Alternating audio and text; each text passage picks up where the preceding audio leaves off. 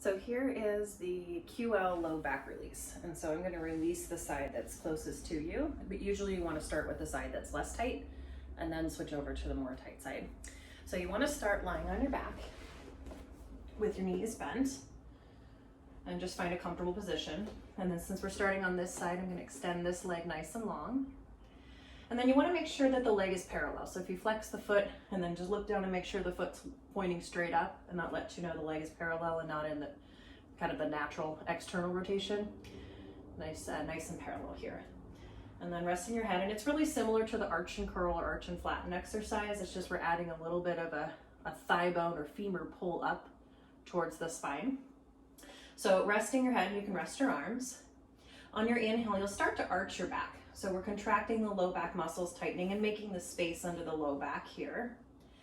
And on that same inhale on the arch, we're going to see if we can pull the femur up, or just kind of bring the femur up. And think of pulling the thigh bone up and in toward your spine. On the exhale, you'll start to soften, melting your low back down.